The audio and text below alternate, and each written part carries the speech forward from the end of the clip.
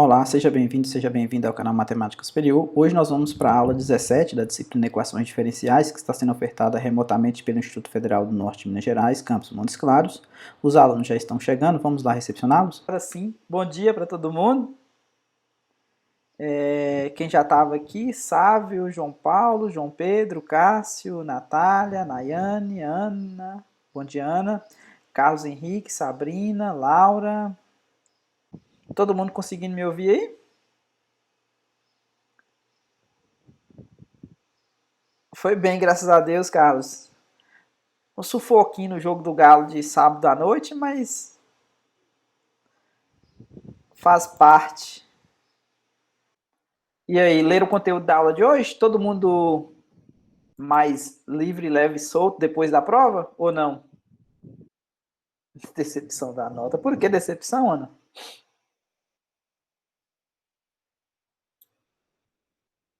Foi cobrada alguma coisa que não estava no script? Deixou uma questão sem fazer.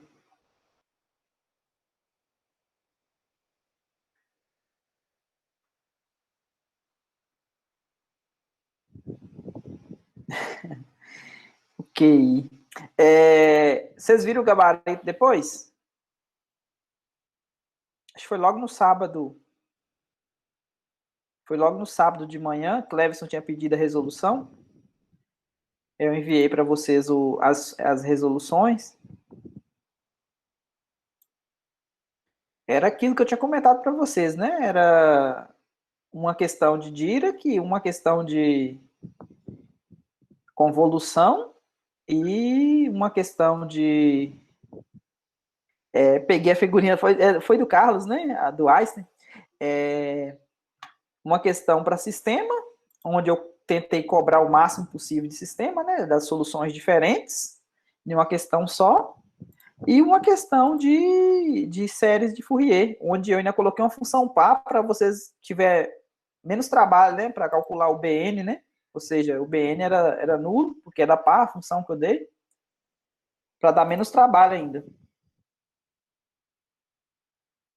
Bruna chegando aqui, Rafaela também, Alicia. Então, hoje, a gente vai começar... Na verdade, nós estávamos preparando... Eu vou dar aula sozinho hoje, né? Todo mundo escondido.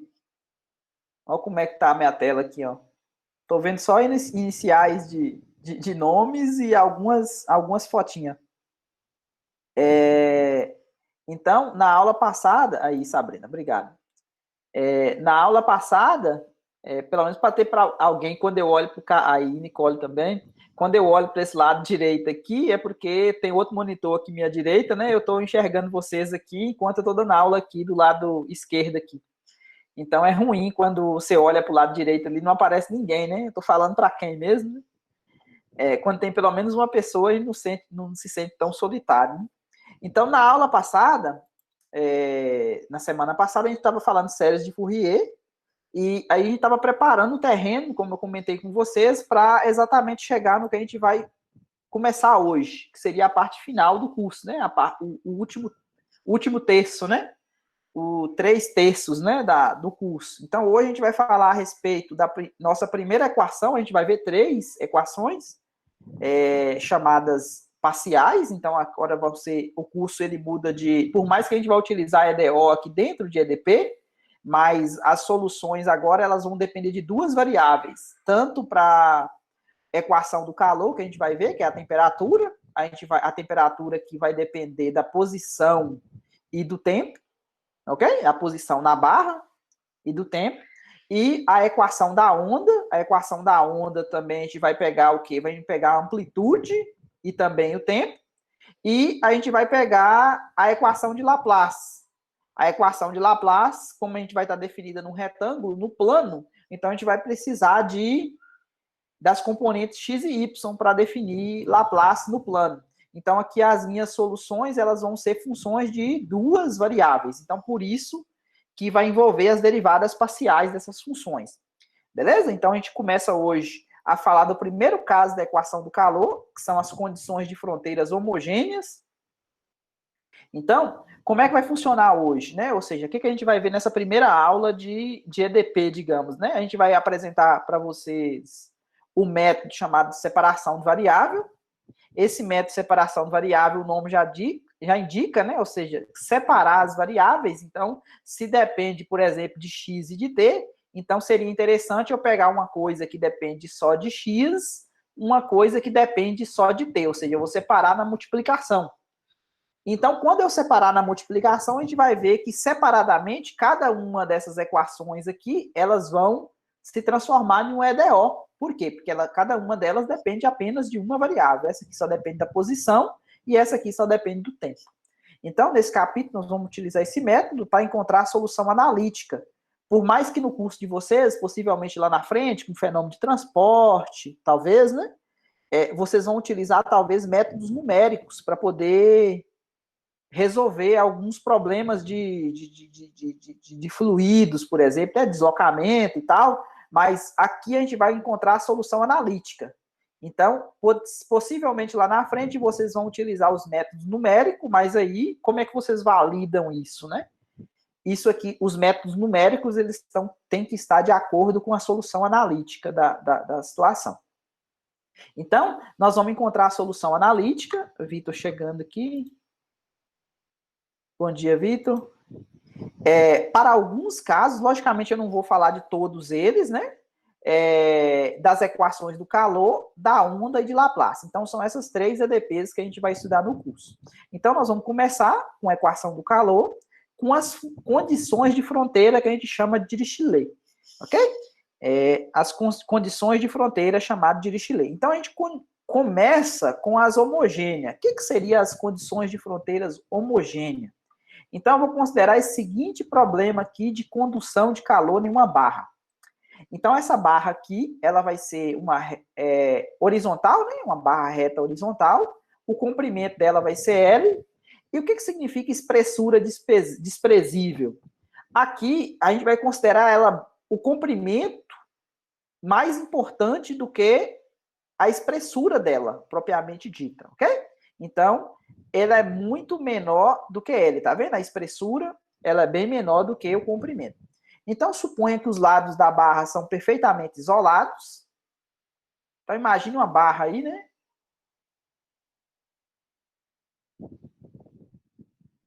Uma coisa assim. Eu tenho comprimento L, essa barra, né?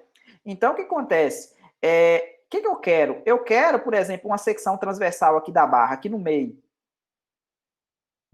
Então, eu quero, por exemplo, nessa posição X aqui, ó, ou seja, vai de 0 até L, né? Ou seja, o X aqui varia de 0 até L. Para essa posição de X aqui, eu gostaria de saber qual que era a temperatura em um determinado tempo. Então, nós vamos denotar por UX de T a temperatura da barra em um ponto. Tá vendo? Esse ponto aqui seria essa secção transversal. Observe que essa secção transversal ela é pequenininha. Beleza? Por que é pequenininha? Porque essa barra ela é uma barra fina, né? Ou seja, o comprimento é bem maior do que a espessura. Então, a gente está interessado em saber qual que é a temperatura da barra num ponto. O ponto aqui seria esse X, ou seja, o ponto aqui vocês entendam como sendo uma secção transversal, num instante T maior ou igual que zero. Então, o que acontece? Logicamente, eu não vou entrar em detalhes de como a gente produz essa equação diferencial parcial aqui, que é chamada equação do calor. O que eu sei que a gente mostra, eu não vou entrar em detalhes de como é que a gente deduz essa equação do calor. Mas o que eu sei é que a equação do calor ela é descrita por essa equação aqui, ó. A derivada parcial de U em relação a T, lembrando que minha função U, ela depende de duas variáveis, posição e tempo.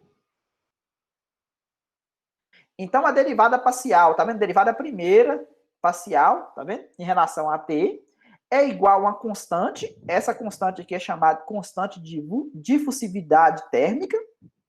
Eu sempre tenho dificuldade de falar essa palavra. Então, essa constante K, ela vai depender do material em que a barra é feita, né? E aqui, desse lado, aparece a derivada parcial de ordem 2, tá vendo? Aqui eu tenho uma derivada de ordem 2, tá vendo? Da minha função U. O que é isso aqui? É derivar em relação a U duas vezes. Derivar em relação a u. Derivar em relação a x duas vezes, beleza? Derivar a função u em relação a x duas vezes. Ana chegando, Ana Veloso.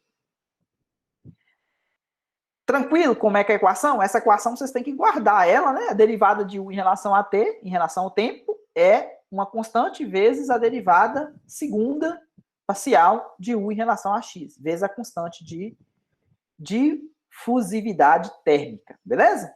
Então, agora, vamos... O Vitor aparecendo ali. Agora eu vou colocar, joia, pelo menos 3 agora, né, para fazer companhia. Agora vamos admitir o seguinte...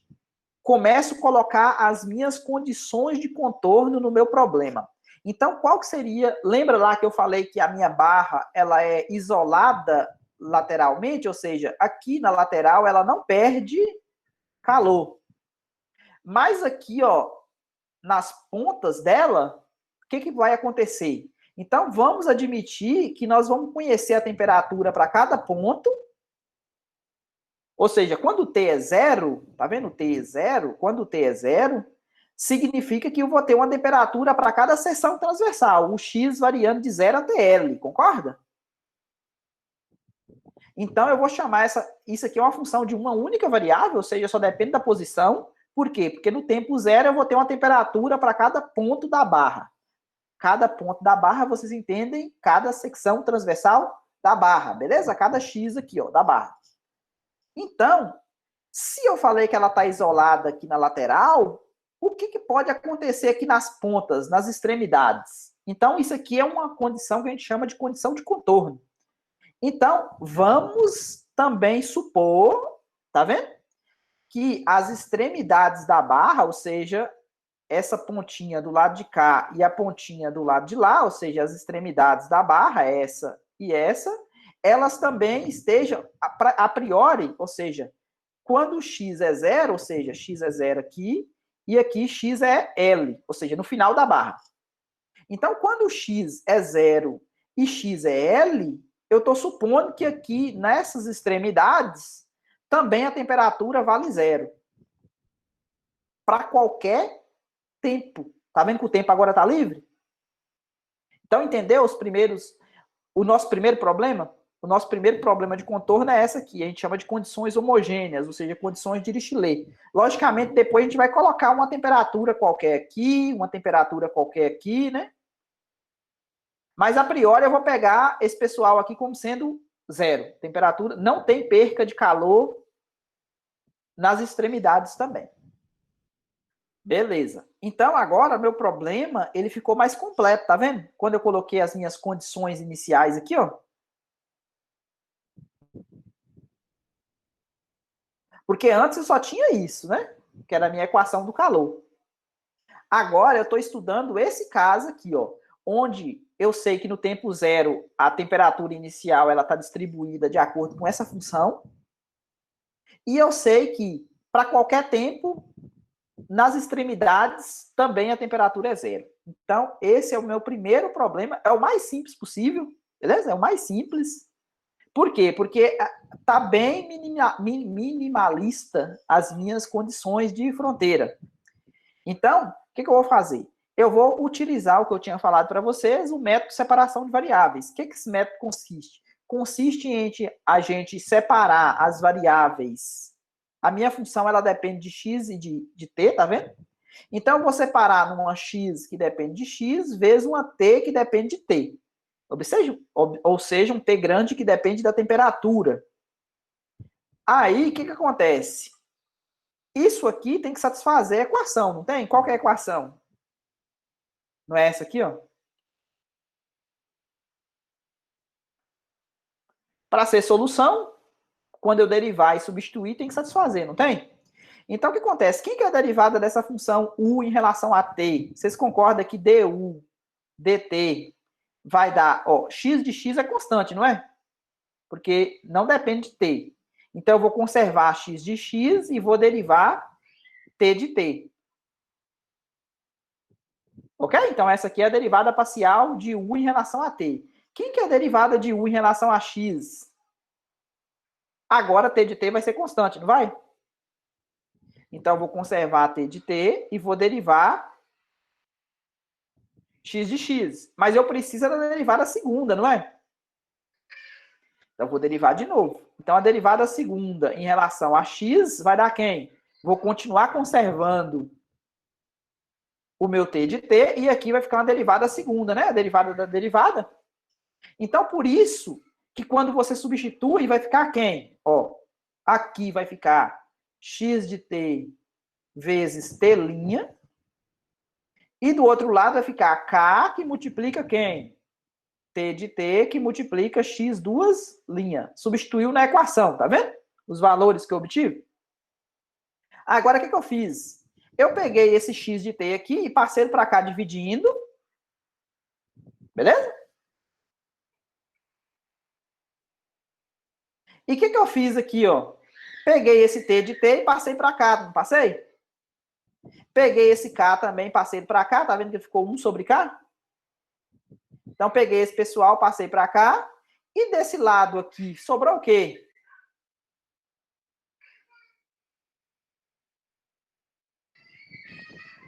Não preocupe por enquanto com esse aqui, ó. Concorda que quando eu fiz essa conta aqui, deu exatamente o que está aqui? Isolando? Pode falar, Vitor? O Valdomiro, me desculpa, mas eu não entendi nada. Nada? Onde? A partir das derivadas parciais. Então, eu estou supondo que minha solução, esse u que eu estou querendo encontrar aqui, ó, ele é uma função de duas variáveis, é a minha solução. Eu estou supondo que ele é a multiplicação de duas outras funções, uma dependendo somente de x e outra dependendo, que é a posição, e outra dependendo apenas do tempo. Beleza? Concorda que quando você multiplicar essas duas funções aqui, o resultado vai ser uma função de duas variáveis? Que é a u. Observe que eu não sei quem é essa u ainda. Eu estou querendo encontrar. Mas eu estou supondo que ela é a multiplicação dessas duas. O que eu fiz agora? Para me substituir na fórmula, ó, a minha equação é essa aqui, ó. Para ser solução, a derivada parcial em relação a t, que é essa aqui que eu fiz, ela tem que ser igual uma constante vezes a derivada segunda em relação a x. Aqui eu fiz a derivada segunda em relação a x, tá vendo? Fiz primeiro a derivada primeira, depois derivei de novo. Em relação a x, eu considero o t constante, o tempo constante. Aí eu peguei e substituí na equação, tá vendo? Isso aqui é exatamente a derivada de u em relação a t, que a gente encontrou aqui, ó. Vezes k, que multiplica a derivada segunda, tá vendo? Esse aqui é exatamente a derivada segunda que a gente encontrou aqui, ó. Agora, o que eu vou fazer? Eu vou colocar x junto com x e t junto com t. Como é que eu faço? Eu pego esse x daqui, passo para lá dividindo, e pego esse kt de t e passo para cá dividindo, para poder separar x com t. Beleza? Vou dar uma limpada aqui, para a gente explorar melhor essa parte aqui. Ó, então, eu tenho isso aqui, né? Agora, concorda que a derivada segunda de uma função em relação a x, dividido por uma função que depende somente de x, esse resultado aqui vai depender somente de x? Agora, concorda que a derivada de uma função do tempo, dividido por uma função que depende do tempo, esse resultado aqui também só vai depender do tempo? Como é que pode uma coisa que só depende de x ser igual uma coisa que só depende de t? Tem como? Só se for...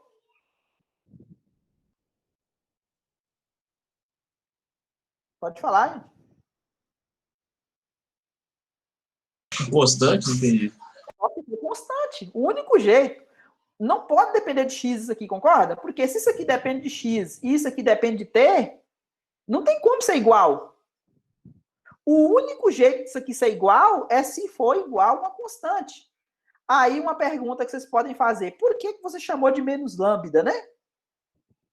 Por que não chamou só de lambda positivo? Tanto faz, né? Por quê? Se menos lambda é uma constante, lambda positivo também é uma constante. Aqui a gente vai explorar as três possibilidades para essa constante. Por quê? Porque essa constante pode ser zero, essa constante pode ser positiva e essa constante pode ser negativa, não pode? Ficou claro agora? Beleza, então vamos lá com essa teoria. Vamos à frente com essa teoria. É o que está escrito aqui embaixo, tinha cola aqui para vocês, né? Ó. Eu nem vi que tinha cola aqui. Ó, onde lambda é uma constante, ela não depende de x e não depende de t, né? Ou seja, ela é a constante de separação. Por isso que o método chama método de separação, beleza? Então, o que acontece? Se eu pego essa parte aqui igual a menos lambda e pego essa parte aqui igual a menos lambda, concorda que eu vou ter duas EDOs agora? Por quê? Porque essa coisa aqui só depende de uma variável, que é x. Essa outra coisa aqui só depende de uma variável, que é t. Então, eu tenho dois problemas para resolver. Eu tenho uma EDO de segunda ordem. Vou só apagar aqui e mostrar para vocês como é que chegou. Quando você pega isso aqui, ó, igual a menos lambda, o que vai acontecer, ó? Por que menos lambda, né? É igual eu falei para você. Você pode chamar de lambda positivo, mas a gente vai colocar lambda maior que zero, lambda menor que zero, lambda igual a zero. Então, o fato de você chamar isso aqui de menos, esse aqui ia ficar... Não interessa, né? Você vai cair daí, né, Miguel? Só um momentinho, gente. De novo.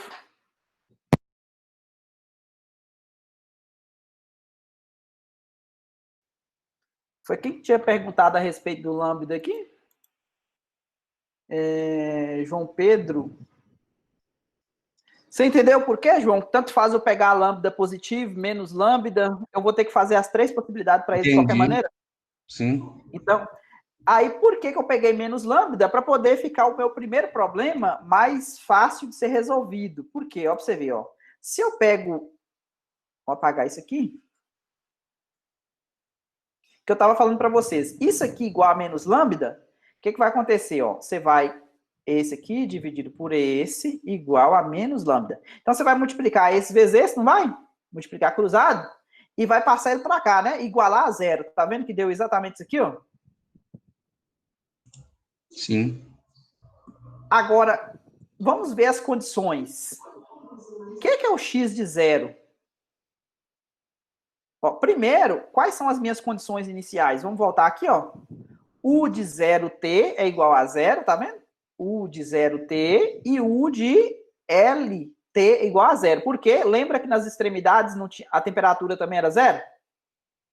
Então, para ver o que acontece, ó. U de 0t. O que é U de 0t? Vocês concordam que isso aqui é x de 0 vezes t de t? Isso aqui tem que dar zero, não tem? A multiplicação de duas coisas dando zero, ou esse é zero, não é? Por que eu estou pegando esse aqui diferente de zero? Porque se o t de t for zero, concorda que minha solução seria a solução nula? Minha solução geral é dada por essa aqui, não é? Se eu pego o t de t igual a zero aqui nessa situação aqui, eu já mato minha solução aqui, ó, porque esse aqui vai ser zero para todo t. Então, por isso que eu sacrifico esse camarada aqui, ó. Vou pegar ele como sendo zero. Ficou claro? Porque eu não estou interessado em solução nula. Porque se eu pego o t de t igual a zero, eu estou zerando a minha u. Ficou claro?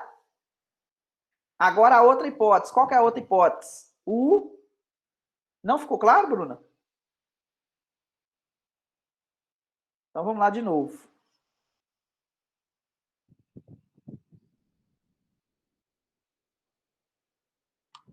Vamos usar as condições iniciais do meu problema. Ó. U. Quem que é minha solução? Minha solução geral é essa aqui, ó. Eu quero encontrar uma x de x diferente de zero quero encontrar uma t de t diferente de zero. Por quê? Porque eu quero minha u de xt diferente da função nula, para ser solução do meu problema. Porque se eu pego a minha u de xt igual a zero, lógico que vai ser solução. Concorda que vai ser solução? Se eu pego a função u como sendo a função zero, a derivada de zero em relação a t dá quanto? Zero. A derivada segunda de zero em relação a x vai dar zero, não vai? Zero é igual a zero. Concorda? Então, eu não quero solução zero. Eu quero uma solução diferente de zero. Então, por isso que aqui, quando eu pego o u de 0t, quem que é o u de 0t? É colocar zero no lugar do x, tá vendo? E deixar o t como ele próprio. Isso aqui, a minha condição inicial falou que o u de 0t nas extremidades é zero. Então, como esse aqui é diferente de zero, então sobrou isso aqui igual a zero. Que é essa condição inicial aqui, ó. Ficou claro? Agora, de novo, o que é o U de LT? A outra extremidade, né? A barra vai de 0 até L. U de LT é igual a zero. Então, aqui é quem? É x de L vezes t de t, não é? Colocar L agora no lugar do x, não é? Como esse aqui é diferente de zero, então sobrou quem para ser zero?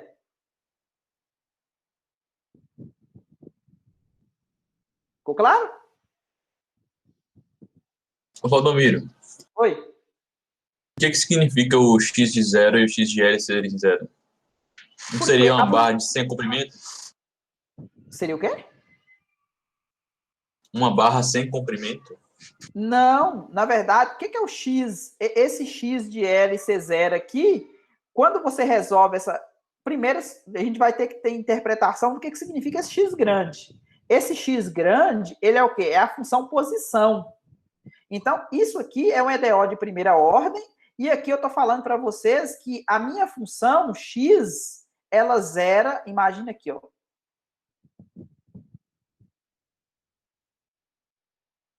Ela é zero aqui e ela é zero aqui, ó.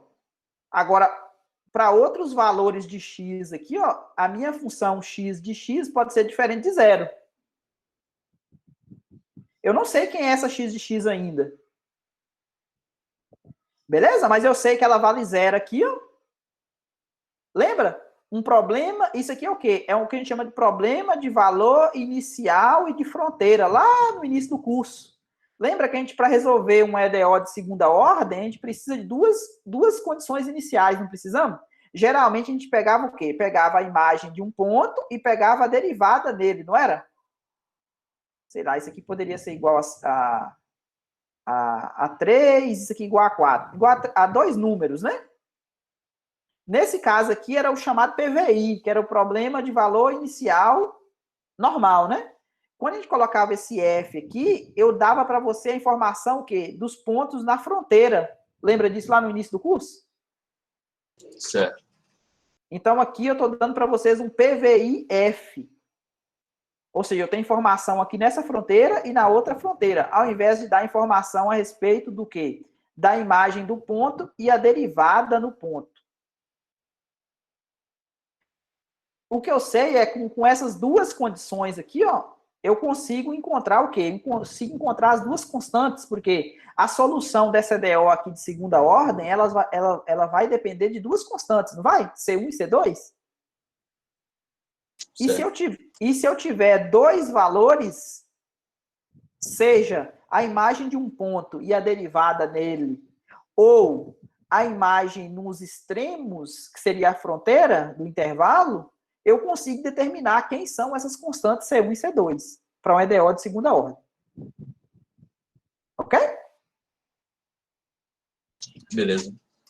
Agora, qual que é o meu segundo problema? Que eu chamei de problema 1 e problema 2. O meu segundo problema é pegar isso aqui agora igual a isso, né? Lembra que eu peguei isso aqui igual a isso? Que foi o problema 1. O segundo problema é o quê? É pegar esse igual a esse. Quando você faz a conta, vai ficar o quê? Ó, você tinha T' de T sobre T de T. Tinha 1 sobre K aqui, né? Igual a menos K. Não era assim? Como é que você isola? Você pega esse pessoal aqui e passa para cá multiplicando. E depois pega e passa para cá, né? Observe que ficou positivo, tá vendo? Por quê? Porque esse pessoal que passou para cá multiplicando cruzado, ele foi para o outro lado e igualou a zero. Observe que agora, o que acontece? Eu tenho um quê? Eu tenho uma EDO de primeira ordem. Esse problema aqui é bem mais fácil de ser resolvido do que esse, né? Se bem que os dois são fáceis de ser resolvidos. Por quê? Porque isso aqui é uma EDO de segunda ordem com coeficientes constantes. Ou seja, ela é linear, homogênea. E qual que era a técnica que a gente utilizava para resolver esse tipo de problema?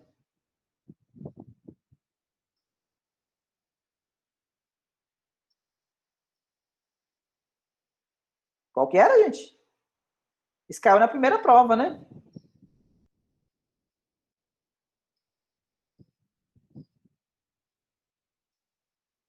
Encontrava a equação característica, supõe a solução do tipo E elevado a lambda, não era? Encontrava quem que eram os lambdas, via se era o quê? Reais, iguais, reais repetidas ou complexas, não era assim? Então a gente vai voltar tudo isso aqui de novo. Agora, para resolver o problema 1, o que eu vou precisar? Eu vou precisar saber quando que o lambda é zero, porque são as possibilidades para constante, quando ele for maior do que zero e quando ele for menor do que zero. Então, tá vendo que tanto faz você pegar lambda ou menos lambda? Então, de acordo com o problema, a gente vai escolher ele como sendo lambda positivo, de acordo com o problema, a gente vai escolher ele como sendo menos lambda. Beleza? Então, nesse caso aqui, para começar, eu escolhi como sendo menos lambda. Então, vamos lá. Para lambda igual a zero, é o problema mais simples que tem, né? Porque se lambda for zero, vocês lembram lá que era quem? Era x, duas linhas de x, dividido por x de x, igual a lambda, menos lambda, não era? Se esse aqui é zero, então o que é que sobrou? Concorda que sobrou só isso? Multiplica vezes zero aqui, ó. Uma função cuja derivada segunda dá zero, concorda que ela é do tipo afim? Basta integrar duas vezes, né? Tranquilo, gente? Beleza? Bom, agora minha solução é essa aqui. Agora eu tenho que determinar as duas constantes. Lembra que a EDO de segunda ordem depende de duas constantes? Eu tenho que saber quem que é esse A e quem é esse B. Eu tenho a informação que o x de zero vale zero. Ó, se o x de zero vale zero, concorda que o B vale zero? Porque ó, o x de zero vai ficar o quê? Vai ficar A vezes zero mais B. Isso aqui tem que dar zero. Então, por enquanto, o A pode ser qualquer coisa e o B tem que ser zero. Beleza. Então, por enquanto, a minha solução, como o B é zero, sobrou só isso aqui, ó, AX. Eu sei que o X de L tem que ser zero também, não tem? Quem que é o X de L? Concorda que é A vezes L? Concorda que o L não pode ser zero? Porque é o tamanho da barra? Então, sobrou para quem? O A. Então, infelizmente, a gente não tem solução diferente de zero para esse caso. Por quê? Porque a minha x de x deu zero, concorda? Porque se o A é zero e o B é zero, então significa que a minha x de x deu zero. Então, nesse caso aqui, alfa é lambda igual a zero, a gente tem o quê? X de x igual a zero. Ou seja, esse caso aqui não interessa. Por que não interessa? Porque lembra quem que é a minha u de xt? É o x de x vezes o t de t. Se eu estou zerando essa parte aqui, ó, então eu estou zerando minha u, não estou? Independente de quem é minha t. Então, esse caso aqui já foi.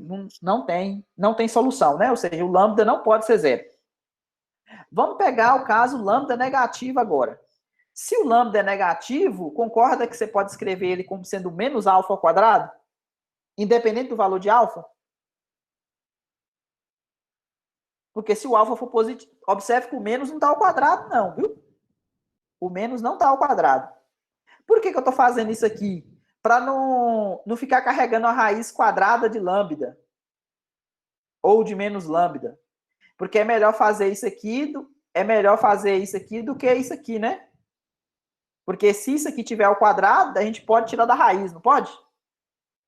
E se não tiver quadrado, igual esse caso aqui, ó, a gente não tira da raiz. Então, por isso que eu estou chamando de menos alfa ao quadrado. Tranquilo para todo mundo aí, gente? Por que eu estou pegando o lambda menos alfa ao quadrado? Porque eu estou no caso negativo. Então, o caso negativo vai ficar como? Lembra como é que era a minha DO? X duas linhas, mais lambda, x de x igual a zero. Esse aqui que é o meu problema 1 que eu estou querendo resolver. No lugar do lambda, agora eu vou trocar por quem? Sim, diferente de zero, viu? O alfa. Pode ser 5, menos 5, qualquer coisa, viu, Sabrina? O alfa seria uma constante qualquer. Menos o zero, né? Porque o zero a gente já viu que não tem solução nula. Que não tem solução nula, não. O zero a gente já viu que é solução da nula, beleza? Não interessa. Então, o alfa aqui é diferente de zero, beleza? Esse alfa aqui, ele pode ser positivo, negativo, tanto faz. Beleza? O fato é que lambda vai dar negativo, porque é menos ele ao quadrado. Bom, isso aqui é um EDO do tipo... Lembra das EDO que a gente resolvia lá? Y duas linhas, mais... Deixa eu ver, colocar uma outra letra aqui, sei lá, mais... Não, K não, vou pegar outra letra, mais... Que letra que eu pego aqui? Mais M, sei lá, M, Y... Uma EDO dessa maneira aqui, como que a gente resolvia? Não falava que a solução era do tipo E elevado a...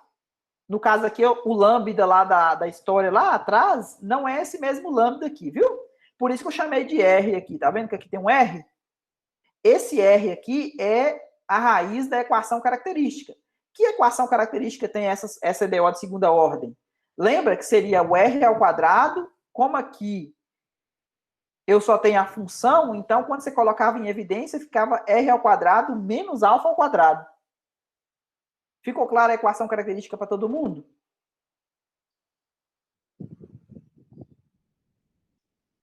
Ó, vou fazer um caso aqui para vocês verem. Ó. Quem que é a derivada primeira aqui? Ó? Se eu derivar isso aqui uma vez, vai dar o quê? O R vai cair, não vai?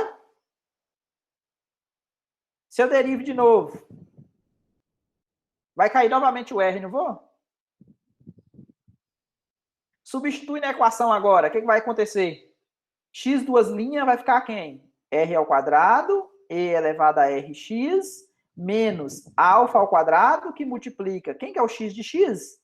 É o E elevado a RX, igual a zero. Coloca E elevado a RX em evidência. Sobrou o quê? R ao quadrado menos alfa ao quadrado igual a zero. Como esse aqui é diferente de zero, então sobrou o quê? Equação característica aqui, não é? Que é exatamente isso aqui, ó. Isso aqui é uma equação característica. Como é que eu encontro as raízes disso aqui? Lembrando que menos alfa ao quadrado é um número o quê? Negativo, não é? Então, basta eu passar ele para o outro lado, não é? Então, R ao quadrado é igual a alfa ao quadrado. Então, quem que é as raízes aqui? Mais ou menos alfa. Tranquilo para todo mundo? Então, aqui eu tenho o caso de duas raízes reais distintas. Ok? Alfa e menos alfa. Se você escolher o alfa como sendo 5, as raízes aqui vai ser 5 e menos 5. Se você escolher o alfa como sendo, ao invés de 5 positivo, menos 5, tá vendo que não muda nada? Porque as raízes vão continuar sendo 5 e menos 5. Porque ele está ao quadrado, né? Então, a solução geral era o quê? Era dado por isso aqui, ó, tá vendo? Agora eu coloquei as raízes aqui, ó, alfa e menos alfa, tá vendo? Duas raízes reais distintas. Então, a gente viu que isso aqui era uma solução. Ficou claro? Agora você pode perguntar, mas por que você introduziu cosseno hiperbólico e seno hiperbólico aqui, né? Porque quando você faz com seno hiperbólico e cosseno hiperbólico, fica mais fácil para você verificar as condições iniciais, para encontrar as constantes. Vocês lembram quem que era o cosseno hiperbólico? Lá do curso de cálculo 1. Cosseno hiperbólico de alfa x. Era e elevado a alfa x mais e elevado a menos alfa x sobre 2, não é? E o seno? Mudava só o sinal aqui, né?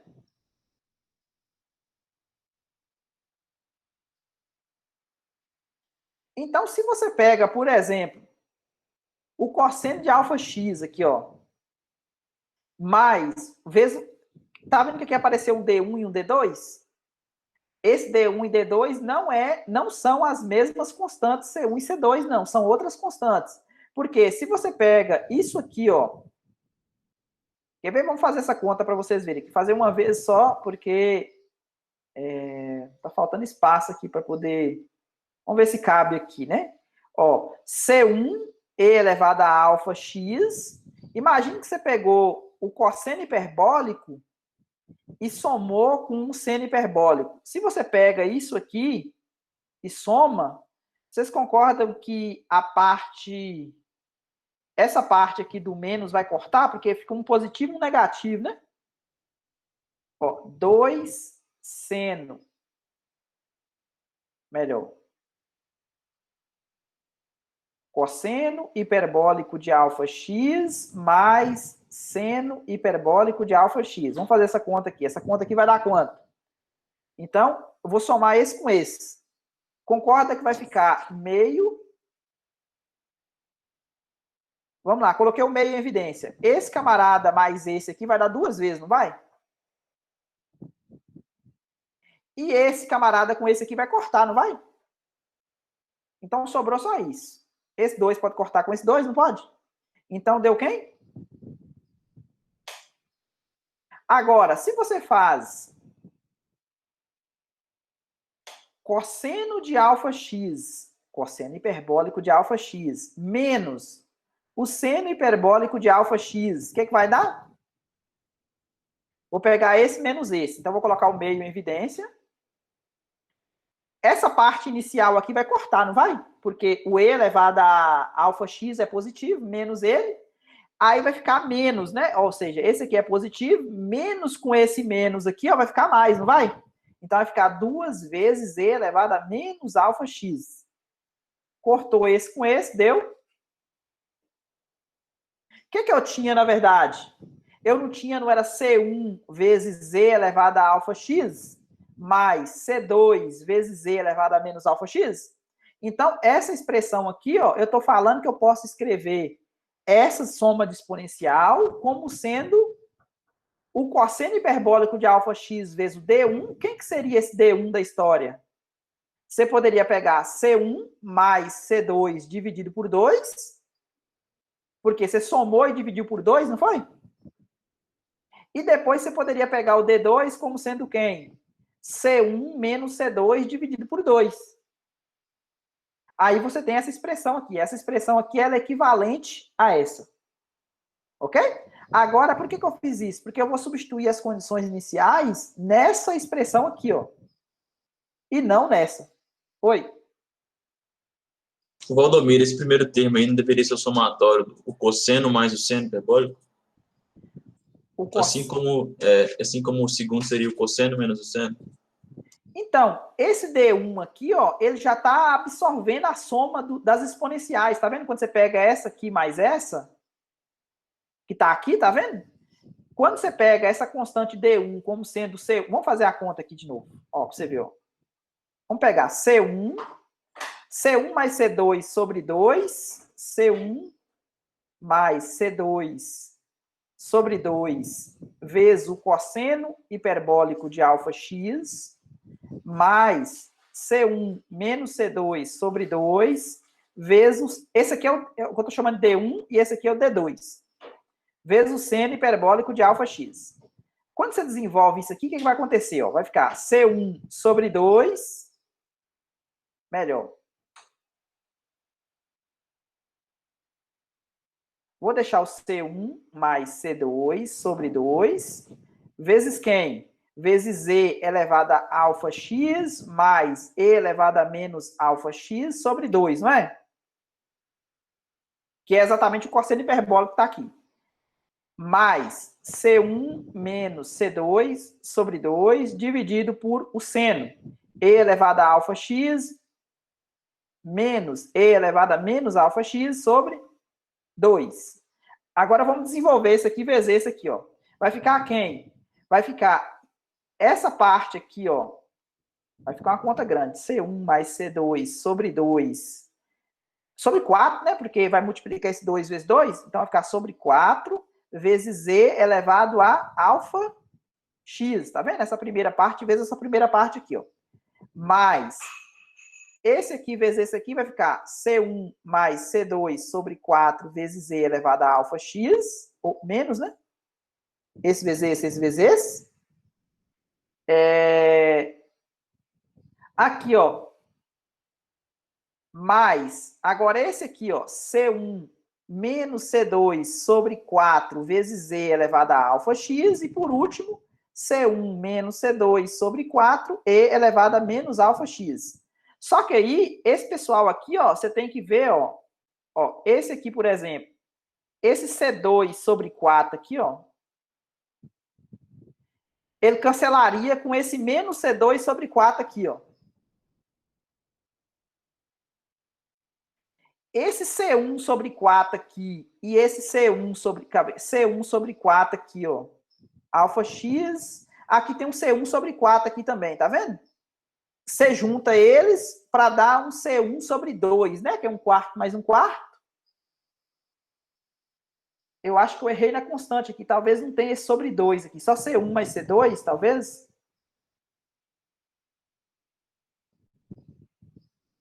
Aqui ficaria sobre 2. Aqui ficaria sobre 2, né? Aqui sobre 2 e aqui sobre 2. Porque aqui você vai pegar uma metade de C1 com mais uma metade de C1, vai ficar o quê? Vai ficar o C1 original que você tinha aqui, ó. Ok? Depois você pega uma folha aí, tenta desenvolver essa conta, ok? E se ficar alguma dúvida de por que essa expressão aqui pode ser escrita dessa maneira, aí você me fala. Mas isso aqui é essa álgebra que eu mostrei para vocês aí. Não tem muita coisa por trás, não. É só somar mesmo e ver que é igual. Pause por um momento o vídeo e confira a conta que eu fiz após. Por que eu fiz isso? Porque eu vou querer substituir... Deixa eu dar uma limpada aqui.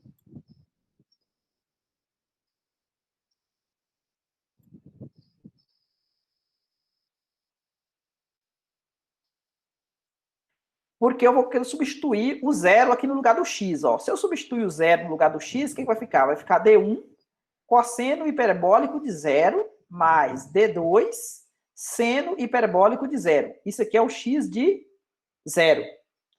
Bom, o seno hiperbólico de zero vale zero. Então, esse D2 aqui pode ser qualquer coisa, por enquanto. Beleza? O cosseno hiperbólico de zero vale 1. Então, aqui, necessariamente, o D1 teria que ser zero. Então, o D1 é zero, tá vendo? Se o D1 é zero, então significa que eu fiquei só com o meu x de x igual a D2 seno hiperbólico de alfa x. Por quê? Porque a primeira parte já foi sacrificada, né? Não tem mais cosseno de hiperbólico de alfa x. Agora, eu vou substituir o L, beleza? Quando eu substituir o L aqui, ó, no lugar do x, que é zero também, vai ficar o quê? Vai ficar D2 vezes o seno hiperbólico de alfa L. Seno hiperbólico de alfa L. Observe que o seno hiperbólico, o gráfico dele é assim, ó. O seno hiperbólico, ele só zera no zero. Concorda que o alfa L é diferente de zero? Então, isso, camarada, aqui é diferente de zero para todo alfa e para todo L, tá vendo? Então, o que sobrou? Sobrou para o D2. Então, sacrifiquei novamente o D2, tá vendo? Então, aqui, novamente, a minha solução zera. Aí você pode estar pensando, mas zerou para alfa igual a zero. Zerou para alfa menor do que zero. Graças a Deus tem mais um, né? Tem ainda esse caso para a gente considerar. Por isso que eu deixei ele por último, tá vendo? Eu tenho o caso ainda onde o lambda, né? o lambda ele é maior do que zero. Se o lambda é maior do que zero, então significa que eu posso escrever ele como sendo alfa ao quadrado, concorda? Para qualquer alfa, diferente de zero, lógico, né? O alfa. Aí, o que acontece? A equação característica agora vai ter raízes complexas, não vai? Por quê? Porque ó, o r ao quadrado vai ficar menos alfa ao quadrado agora, né? Como alfa ao quadrado é positivo, menos alfa ao quadrado é negativo. Então, quando você extrai a raiz quadrada aqui para poder encontrar os valores da raiz, eu vou ficar com duas raízes reais do tipo mais ou menos alfa i, né? Tranquilo para todo mundo sim? Bom, esse caso aqui a gente viu, deixa eu dar uma limpada aqui. Esse caso aqui a gente viu que a solução era do tipo seno e cosseno, né? Lembra do caso complexo? Das raízes complexas? Então, nesse caso aqui, eu vou ter raízes complexas. E como é que era a solução lá? Vocês lembram? A solução era constante vezes o cosseno da raiz, né? Era assim, A que multiplicar... Na verdade, a solução era assim, ó. Imagine que a sua raiz era P mais ou menos IQ.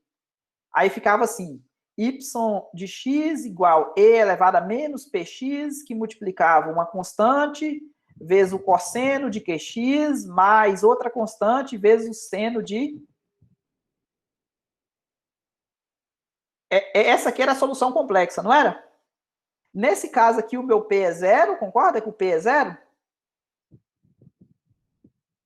E o meu Q aqui vale quem? Alfa.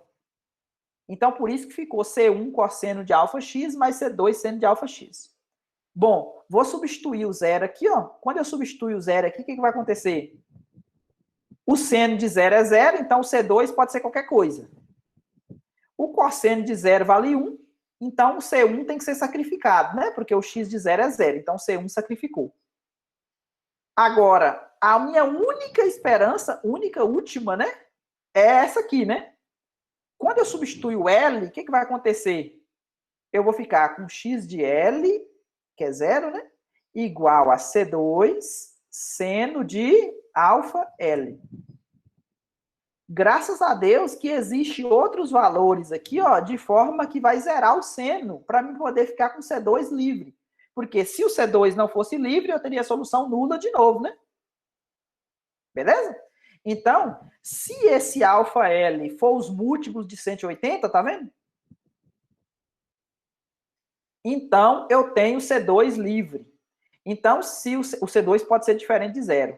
Então, minha solução é dada por quando o alfa for exatamente, tá vendo? Isolando aqui, ó. Quando o alfa for exatamente NPL, quando o valor do alfa for exatamente NPL, eu tenho uma solução não nula. Tá vendo que eu coloquei essa solução não nula aqui dependendo de N?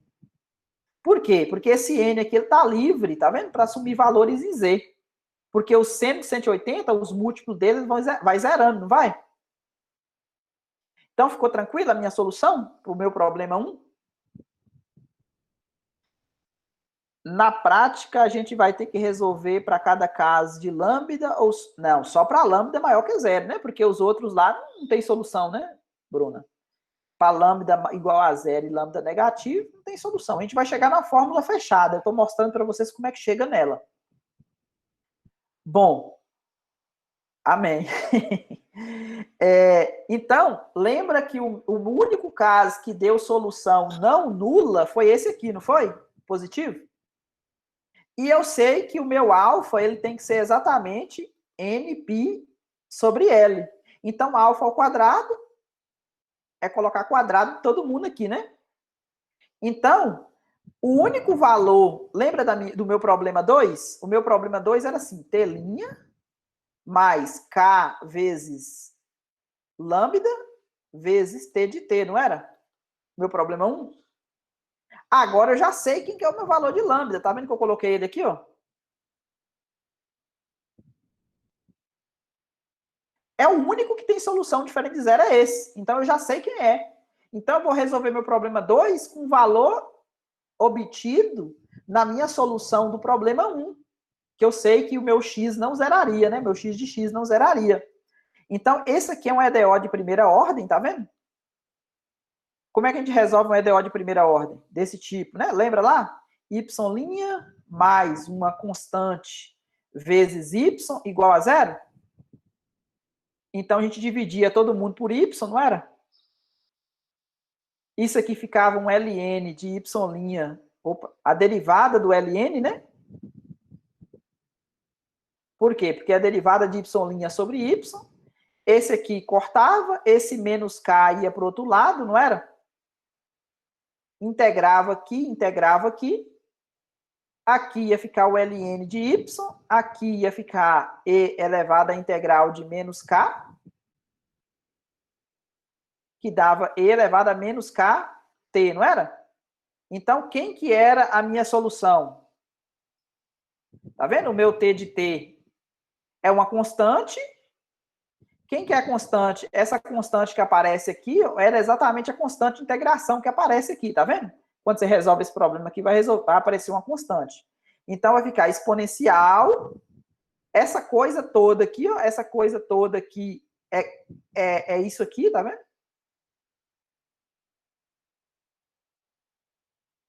Vezes o t. Tá vendo que eu usei isso aqui, ó? Então, aqui eu coloquei um K só, né? Mas esse K não é um K só, é esse trambolho todo aqui que vem para cá, para o expoente, tá vendo? Então, essa aqui é a minha solução. Então, minha solução geral... Oi? Tem como você explicar essa parte de novo? Eu tive que sair ali rapidão. Eu parei no... Quando você colocou o Y sobre Y ali. O Y' sobre Y. Então, isso aqui é lá, lá da primeira parte do curso. Eu dividi todo mundo por Y aqui, tá vendo?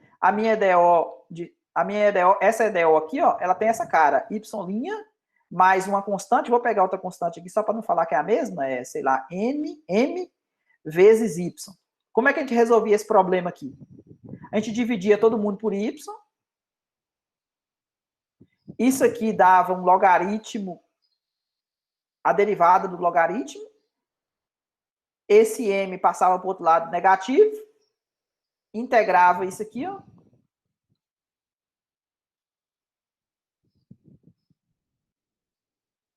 Isso aqui vai dar um ln de y mais uma constante. Isso aqui vai ficar menos mt. Pegava a exponencial vezes uma constante. Esse m que está aqui é esse trambolho todo aqui, ó. Por isso que a solução deu isso aqui, ó. Deu essa cara aqui, né? Uhum. Tá vendo que tem um T? Esse Tzinho aqui é exatamente esse T aqui, ó. Entendi. Então, agora o que eu vou fazer? Eu vou multiplicar as duas, não é? Eu encontrei um x de x, encontrei um t de t. Então, o que eu fiz? Multipliquei as duas, tá vendo? Essa aqui é a minha primeira parte lá, tá vendo? O x de x.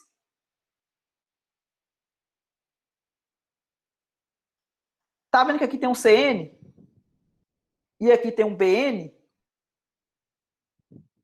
Eu peguei e multipliquei os dois e chamei de AN.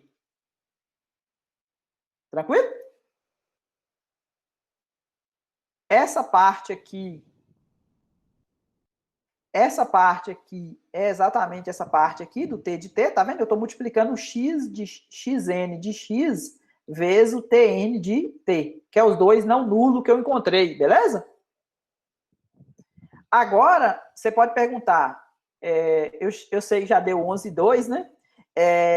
Vamos aqui um pouquinho mais rápido para a gente poder ver como é que fica a solução geral. Então, a solução geral minha aqui, ó, para mim poder encontrar a solução, basta determinar quem é esse coeficiente da minha série, tá vendo? Então, por isso que a gente estudou série de Fourier. Então, para determinar esse coeficiente, lembra que eu não usei essa condição aqui, ó? Lá em cima, a temperatura no tempo zero, para qualquer x, tinha um valor fixado? Eu não usei essa condição ainda, né? É o que eu vou utilizar agora, tá vendo? Vou pegar e vou colocar zero no lugar do t. Quando eu coloco zero no lugar do t, concorda que isso aqui vai ficar e elevado a zero? Vai ficar 1, né? Então, por isso que sobrou só a parte dependendo do x, tá vendo? Porque o x aqui ele continua sendo x. Quando você colocou 0 no lugar desse t aqui, ó, ficou e elevado a 0. E elevado a 0 dá 1. Então, simplificou para essa expressão aqui, ó. Bom, então, quem que é o meu AN?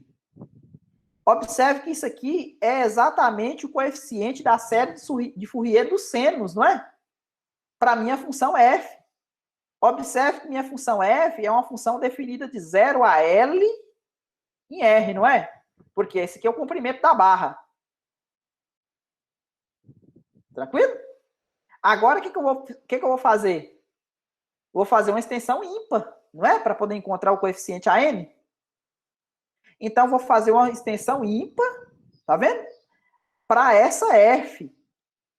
Observe que essa F original, ela não é periódica, tá vendo? Ela é de 0 a L. Mas lembra que eu não preciso saber a lei de formação da extensão? Por quê? Porque quando você calcula, observe que esse AN aqui está fazendo o papel do BN original da série de Fourier, que é quem acompanhava o seno. Lembra disso, né?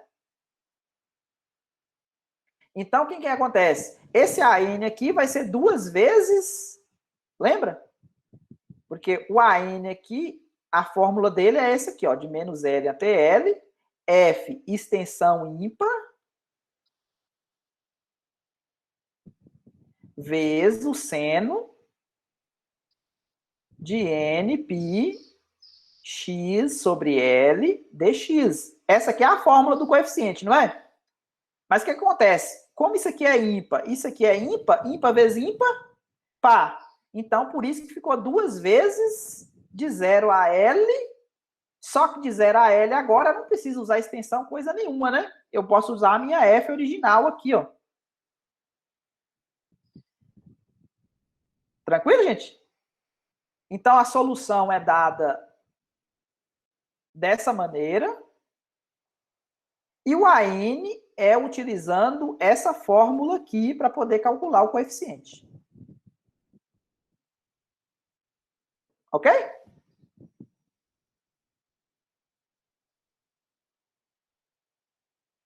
E para terminar, tem um exemplo numérico, onde a gente vai aplicar tudo isso.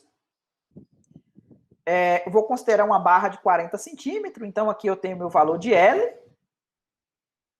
Ela está isolada no A, o coeficiente K é igual a 1, lembra que o K aparecia aqui? Então ele é igual a 1.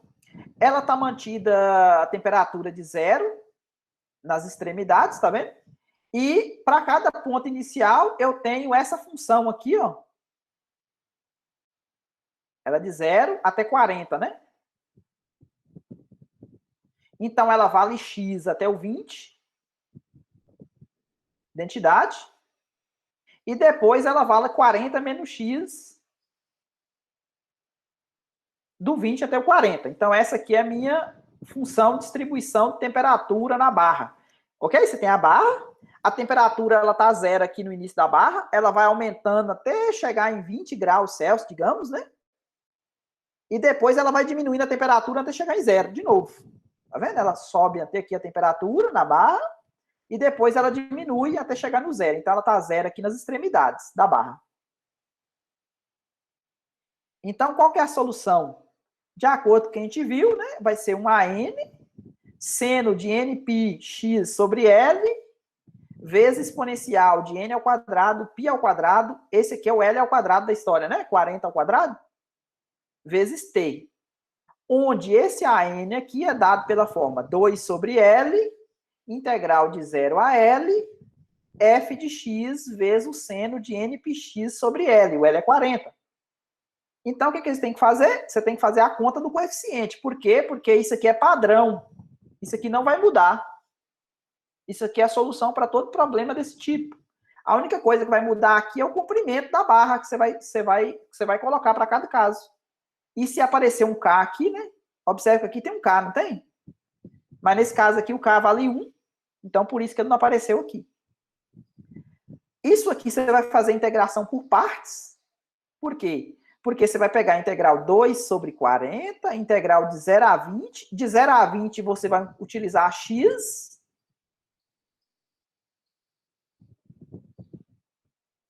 mais de 20 até 40, você vai utilizar 40 menos x.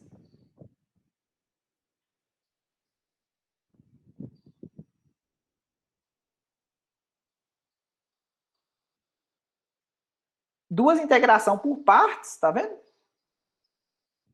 Você vai encontrar o valor desse coeficiente aqui. Novamente, é recomendável que você pare o vídeo nesse momento, olhe a conta do coeficiente e depois prossiga com o conteúdo. Essa conta, logicamente, não está feita aqui, né? Vocês podem fazer. E se tiver alguma dificuldade, vocês me falam. O que eu fiz aqui? Só para mostrar para vocês como é que funciona a coisa, né? Aqui eu coloquei os valores do coeficiente, tá vendo? Tirei 160 sobre π ao quadrado para fora do somatório, porque é constante. Deixei dentro do somatório, só que depende de n, tá vendo?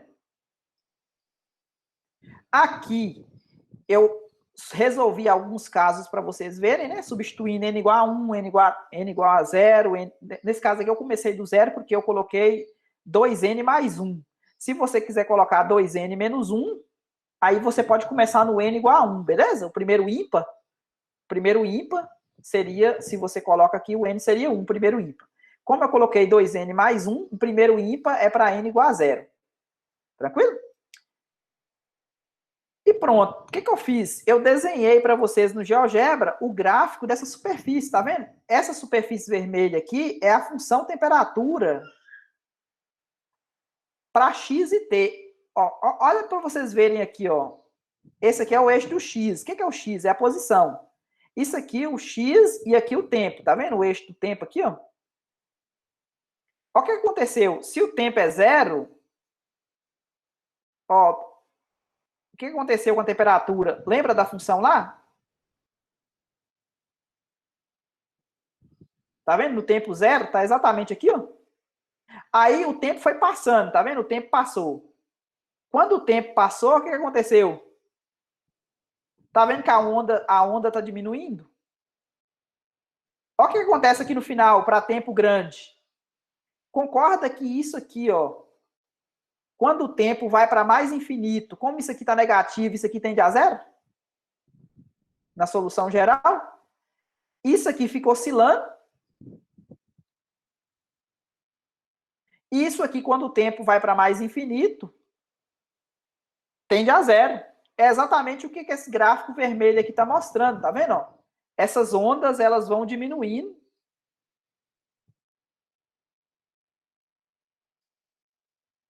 Elas vão diminuindo, tá vendo? Então, isso aqui é uma interpretação geométrica que acontece com a temperatura na barra quando o tempo vai para mais infinito. Ok? Como na aula foi apresentada apenas a versão estática do gráfico, aqui eu quis mostrar para vocês como é que funciona a temperatura. Aqui o tempo igual a 0, aqui t igual a 30. Aqui a minha função que eu obtive lá, né, a temperatura. E aqui, para vocês observarem melhor, a questão do tempo, né? Ou seja, aqui, se você pega, aqui, se você observa daqui até aqui, ó, aqui o 20, tá vendo? A imagem do 20 é 20, então essa aqui seria a função x. Esse pedaço aqui, ó, 40 menos x. E aí, o que acontece? A partir do momento que o t, ele começa a aumentar o tempo, o que acontece com o gráfico? Ele vai ficando cada vez mais linear. Então, se você pega mais, vamos pegar mais da parte, aqui seria os valores para t negativo, né? Que não interessa para a gente, onde a exponencial ela iria começar a crescer. Tá vendo? O gráfico da exponencial aqui na parte negativa, ela cresce por causa desse fator aqui. Mas quando o t vai para mais infinito, que é o caso que a gente está interessado, ou seja, seria aqui na frente, né? O t grande, aqui eu estou no 700, tá vendo? 650. Então, o que acontece com o gráfico? O gráfico ele fica praticamente plano, tá vendo? As ondas da função temperatura, tá vendo? Ele vai diminuindo. Aqui, se eu voltar aqui, ó, a gente volta para o tempo igual a 30 e para o tempo igual a 0. Ok? Só para dar uma perspectiva do gráfico dessa função que a gente viu na aula de hoje. Ok? Para dar uma informação a mais. Esses dois planos aqui é o t igual a 0 e 30, ou seja, 30 minutos depois ou 30 unidades de tempos depois, né? O que acontece com o gráfico da minha temperatura. Logicamente, a gente só vai pegar esse pedacinho aqui de 0 até... A barra tem comprimento de 0 até 40, né? Beleza? 11 minutos depois, é o que eu tinha planejado para isso. A primeira aula dessa parte, eu sei que dá mais trabalho, porque é um conceito inicial, está começando agora. Aí, nas próximas aulas, eu aconselho que vocês leiam o material com antecedência, beleza? E aí, a gente vai começar a fazer uma estrutura de repetição dos casos, beleza? Dúvida da aula de hoje?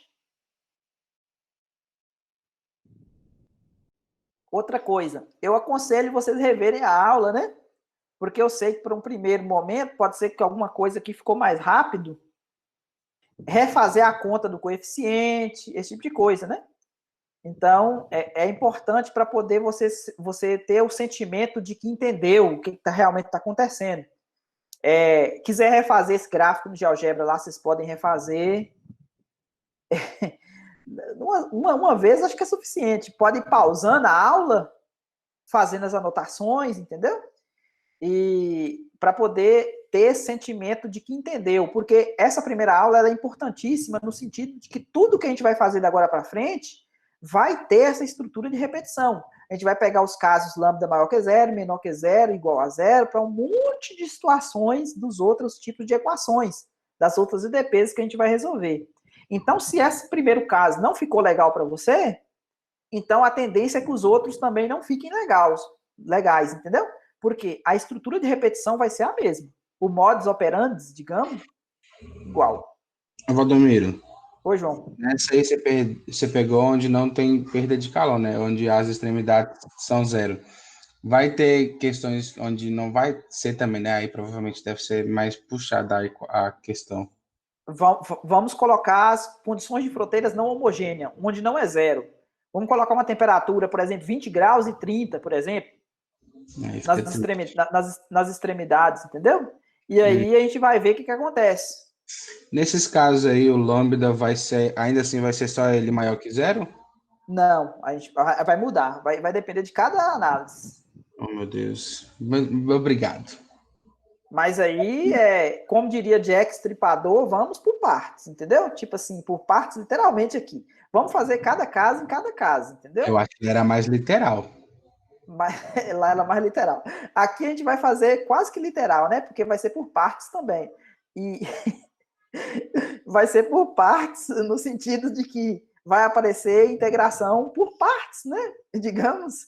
E as EDPs, elas consideram também as derivadas parciais. Então, cada caso é analisado separadamente. Então, pode ser que o lambda maior que zero vai salvar em um caso, pode ser que menor que zero vai salvar em outro. Pode ser que igual a zero vai ter solução constante, mas vai ser solução, né? Porque o que eu estou fugindo da solução nula. Solução nula eu não quero. Mas se a solução for, por exemplo, uma constante diferente de zero, bom, já é alguma coisa, né? Valdomiro, aí no caso, toda vez que ele for diferente de zero, as extremidades, vai ter que sempre fazer os três lambdas, né? Até achar um. Exatamente. Sempre vamos fazer os 3 lambda, para saber qual que a gente vai aproveitar ou não na solução. Entendi. Aí pode ser que vai ter solução que vai depender de cosseno e não de seno, entendeu? Pode ser que vai depender de seno e cosseno juntas, mais exponencial. Vai mudar de cada caso, entendeu? Entendi. Então, vamos lendo o material aula a aula, não deixe acumular. E é importante que vocês leiam antes para saber o que aguarda em cada aula, entendeu? Até o final. Ok, obrigado, Valdomiro. Nada. Beleza, então, gente? Podemos ir? Sobrou só, acho que 11 pessoas até o final aqui hoje. Passou hoje bastante do tempo também, né? 15 minutos já. Até mais, então, a gente fica com Deus até quarta, para quem é DO, e até mais à tarde, quem é cálculo 3, e até amanhã também, né? Quem é cálculo 3. Abraço, Carlos, Bruna, Ana, Alícia, Vitor, com Deus. Ana Veloso, João Paulo, Sabrina. Bom, por hoje é isso, espero que você tenha entendido. Se ficou alguma dúvida, deixe nos comentários que estarei respondendo na medida do possível. Aproveite-se para se inscrever no canal, ative as notificações, porque toda segunda e toda quarta teremos aula nova no canal. Até mais!